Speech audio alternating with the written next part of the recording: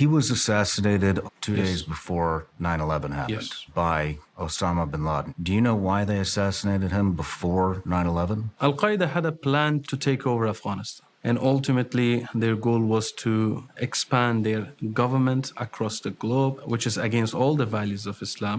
And they found out that there is an obstacle on their way. To do it, they needed a territory. And the best territory was a war-torn country called Afghanistan.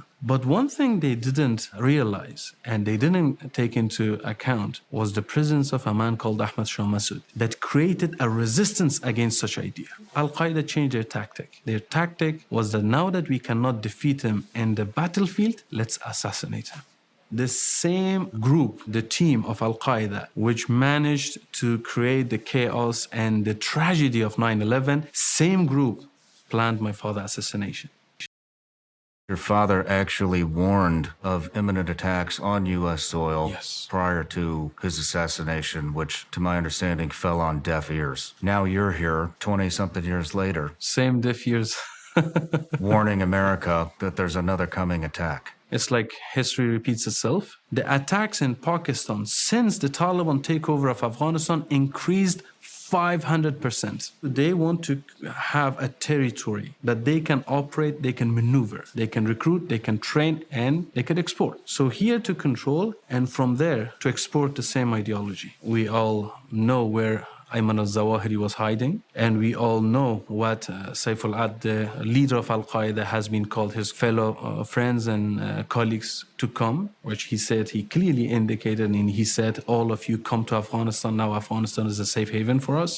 Many terrorists, they went inside United States, and luckily they got captured. Right now, there are more than 21 terrorist groups active in Afghanistan. Al-Qaeda, Jaish al-Adl, TTP, Ansarullah, Islamic Movement of Uzbekistan, the Uyghurs, and many, many other terrorist groups, regional and international. They are active in Afghanistan. We are very much aware, and all the intel it indicates, the people do come from outside Afghanistan for training inside Afghanistan. They do get training inside Afghanistan, and they do leave Afghanistan. To where, we don't know. But those things that inside Afghanistan, we have sort of eyes and ears, we know that that process is happening. Why is Afghanistan the prominent training center for terrorism? Because it doesn't have a legitimate government. Because the regime which is in charge right now in Kabul has the same ideology as the rest of the terrorist groups. Is that the only country that is like this? It's the main country right now in the world. Is there a difference between ISIS, Al-Qaeda, and Taliban? Yes. The difference is that ISIS is very young and they don't have the experience of Al-Qaeda and Taliban. So they cannot hide their intention as well as Al-Qaeda and Taliban. However, on ideology, they are just two sides of one coin. What is difference in activity that ISIS do which makes them worse than Taliban? I challenge whoever says that they are different.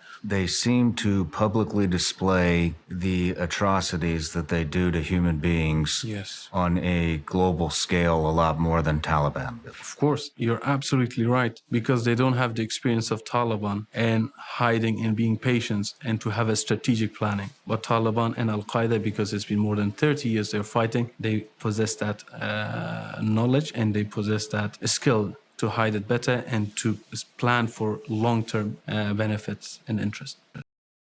The United States is funding the Taliban, to my understanding, $40 million up to $87 million a week going directly to Taliban. What is the goal of Taliban for Afghanistan? So what they do, they want to have a territory that they can operate, they can maneuver, they can recruit, they can train, and they can export. So when they see that if we keep fighting, killing, commit these suicide bombing, kill innocent people, commit all these atrocities, at the end, a superpower like America will come at Doha or somewhere else, will sit with us, talk with us, accept us as the reality, accept us as the only choice, and give us $70 million a week so we don't kill the people or starve them to death. Why wouldn't TTP continue with their ambitious plan when they see their brother next door did the same thing and achieved it?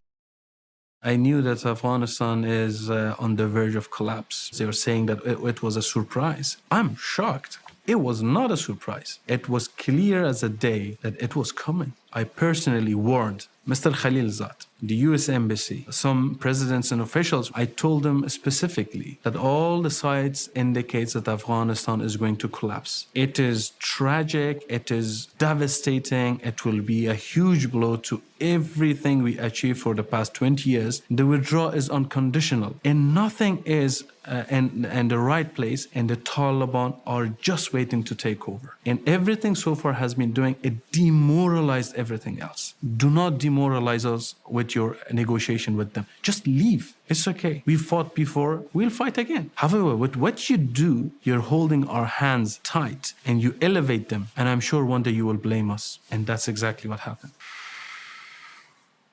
That's enraging. France offered you an extraction during that withdrawal. Why didn't you take that? Not just France, many countries they offered.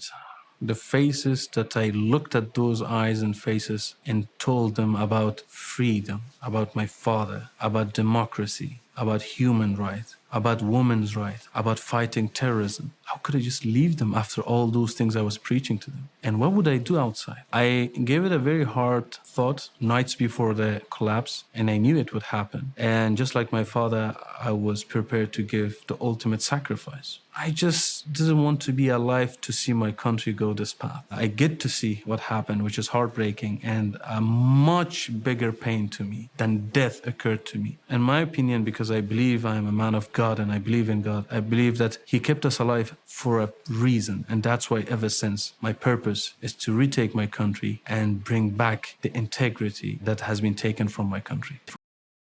4 things happened. First, a nation got a devastating blow.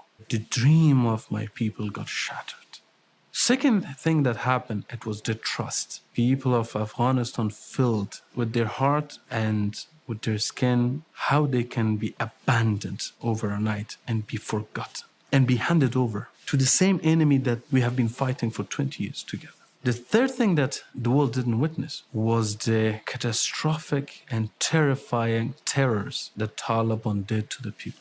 Girls went on the street, they brutally destroyed it, they threw them in jail, they raped them, they defamed them, and they destroyed something that even the communists, even the Russians didn't do such atrocity.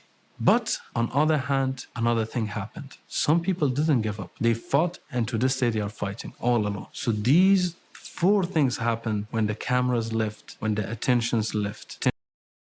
We always thought that Americans would never negotiate with terrorists. That happened. That negotiation and talk, it elevated Taliban too. And because it was managed and handled in the worst way possible, and with no condition, and with no regard to the people of Afghanistan, to the government of Afghanistan, the Doha conference collapsed the government of Afghanistan and everything we achieved for the past 20 years. The Doha is the reason for the Afghanistan devastation. In that deal, the Taliban promised on many things, but the deal was made in a way that they did not hold Taliban accountable for anything. It was not conditional on anything. The Taliban were, okay, we hope, or we promise, or we do this. There was no condition in it. And that's what happened in Doha. That's why people in Afghanistan do not trust the Doha process. It's very unfortunate. It is a very dark stain in the history of Afghanistan. I truly believe that the path that we are taking is the right path. And I didn't wait for the permission of United States or Russia or China or Iran or any other country to tell me that, okay, you're allowed to fight or no, don't fight. For me, what I care is my people. Almost nobody in Afghanistan is supporting Taliban. Okay, Taliban say they are the most popular group in Afghanistan. Very well. Let's hold an election. Let's see who people of Afghanistan decide to support. If it's you, I'll be ready to be hanged in the center of Kabul. If you truly feel that you have the popular vote, allow people to decide. I love one thing more than anything. I have a sweet daughter that I'm in love with, but even more than my daughter, than my family, than my father and his legacy, than my people and my country. Shawn, I love freedom. I truly love it. Me too. It's the best and biggest gift of God.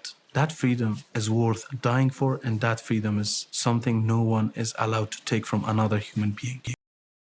One thing is that I have been very honest with my people, and this was basically the strategy we had. The NRF operated and executed more than 25 attacks only in Kabul. So you see, we proved that even all alone with no support, we stand. We proved it to ourselves, to our people. We created a narrative. We created an organization. Yes, the warfare is guerrilla warfare because it is a tactic against an enormous group that has 70 million weekly handed over to them, that has $2.5 billion annually from Afghanistan income, that also have the backing of all the international terrorism and the biggest source of income they have, which is a narco trade. And against such force, we cannot just go for a suicide attack. We needed to change the strategy, and we managed to be very successful. That in the past 1.5 years, we didn't have one person captured and one person killed.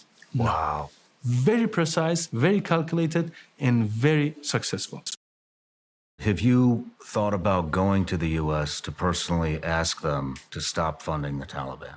I don't think they like me to be in the U.S. Not to just ask those questions, but to let them know how their policies is affecting the people of Afghanistan and how it is probably it will affect a lot of aspects of people's life in America. You know how 9/11 changed the political, even social landscape of America. Imagine what would happen if something like that would happen again. There are a lot of concerns. There are a lot of policies that they're having which will have a huge impact. Forgetting about Afghanistan has always proved to be a wrong decision. But it is happening. To bring that awareness, it's something that needs to be done. But so far, I don't see any interest in accepting me in America and listening to what we have to say. It's been my understanding that the current administration has kind of blacklisted you from coming. What a disgrace. We lied and let everybody assume that Hamza bin Laden is dead. Yeah. Which it turns out he's not dead.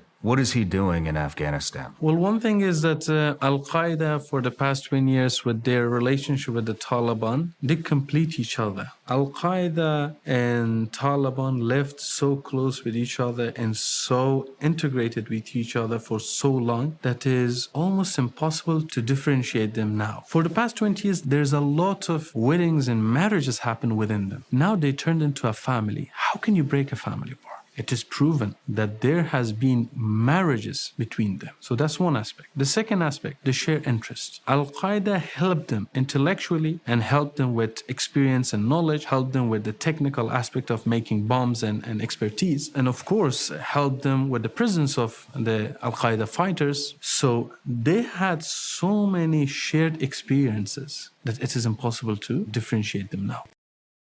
I spoke with a mother that at the beginning of war against the Taliban 2 years ago, before adopting the new strategy, which was the guerrilla warfare, he lost 5 members of family in 1 hour. His husband, 2 of his sons, his husband's brother, and his son-in-law. 5 men of the family gone in 1 hour. They were killed like Nazis, blindfolded, hands tied behind their backs, and shot.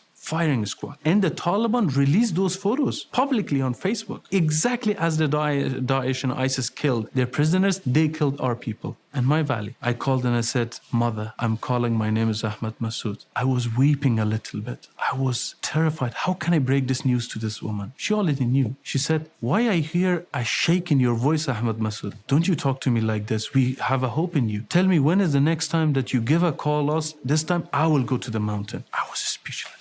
Wow. If I give my life to them, it's not enough. This is the people of Afghanistan. Unfortunately, one thing that happened that our international friend and also the Afghanistan government, they didn't have the decency to destroy all those servers and those equipments to make it harder for Taliban to identify those who fought against them. So now, even worse than women of Afghanistan are those who fought against Taliban, those special forces and commandos and Afghan people who were in army, because they have been fingerprinted, like now they know their identity. So now they can't go anywhere, they're imprisoned in their home. If they enter from any point from Afghanistan at the borders, if they go anywhere inside Afghanistan, one fingerprint, they will know who is he, and he disappears. They do not want to leave Afghanistan. They want to stay and fight. And we have enough credible and talented and experienced and trained personnel to take back Afghanistan and bring back order. However, when they see the messaging of the world is that we don't care, give in to the will of Taliban, now the Taliban are our new besties, then they have no choice to say that at least save us too. Veterans are always being very high in the eyes and mind of people of America because of what they have done for their country. Ignoring them, it's a grave mistake that not only affect Afghanistan, but will affect the future of those who want to join army, that they will see that, okay, all these values that we have been preached to, we are going to Afghanistan for this, it was nothing but a lie. We're also extremely concerned because we have sons and daughters. You're warning us something's coming to the U.S. I think a lot of us have a very strong belief that we're going to wind up in Afghanistan again, and it'll be my son and my daughter doing this all over again, and that scares the hell out of me. But what we're doing right here, and what me and Legend did, and what me and Sarah Adams did, it is creating waves. I saw that one of our representatives in Tennessee, Tim Burchett, has proposed a bill to stop all funding from the Taliban. I can't believe there's not more congressmen that wrote that bill, but credit to him, and this is going to spread.